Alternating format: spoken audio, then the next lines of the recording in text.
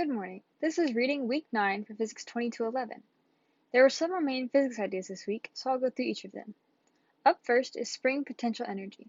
In this video, we learned of the formula for the potential energy of a stretched or compressed spring, and learned that in these types of systems, E is always a positive value because in order to stretch or compress the spring, we had to first put energy into the system. This also clarifies the graph of U, which is an upwards-facing parabola that sits on the x-axis, meaning that it's always positive.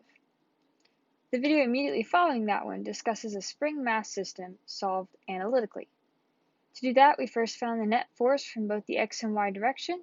In the case presented, the delta y was 0, which made it easy and allowed us to focus on delta x. We then worked from the momentum principle to get x of t, which would be the function for the position with respect to time. I've actually seen this before in my high school physics class, and my high school physics teacher used to call this fancy guesswork because the process involves us looking at a function and going, yeah, that looks like a cosine, let's try that. This is the most difficult concept to me because it seems like we're just like picking numbers out of the blue, which leaves me a little lost. Anyway, we're going to find a and omega, which are two constants in x of t that we find via observation of motion, with a being amplitude and omega tied to frequency. The next topic was heavily linked to the lab we have this week. Essentially, it walks you through the steps on how to adjust the glow script code to find each quantity. This is extremely helpful. The videos also explain in depth why each step is the way it is, which will make explanations in the lab report much easier. The video directly after that was also linked to the lab, but looked at it from an energy point standpoint. Another topic was power. Power is pretty interesting because it tells you the rate.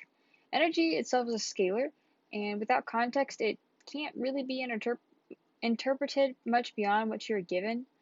Given a rate, however, there is all sorts of things that can be implied from that. Either way, the power is found by multiplying the magnitude of the force by the magnitude of the velocity by the cosine of the angle between them. Moving on to the next topic, we have the potential energy gradient.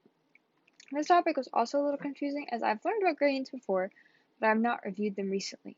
And as resources, I'm going to use my old notes and old textbooks for a refresher. The textbook has been pretty helpful so far, and I'm sure the notes will be as well. I will also watch some YouTube tutorials on the topic to make sure I'm very solid in my understanding.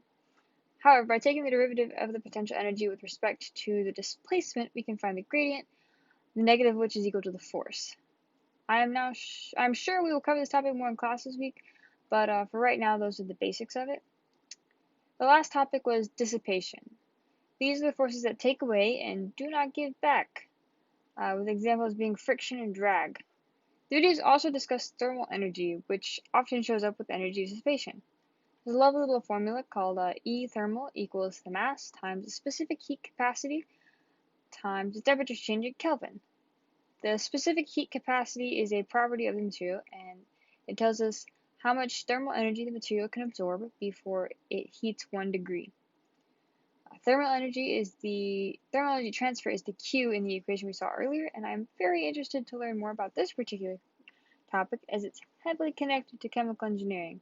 This is also a topic taught in chemistry. I believe there's actually like a whole class that kind of branches off from that, like thermodynamics, but I would have to double check. Being aware of how much heat a material can withstand before raising a degree is especially important in polymer synthesization as well as fiber making, both of which are also tied to MSc, which I'm in a class for right now. Well, this has been Reading Week 9, and thank you so much for listening.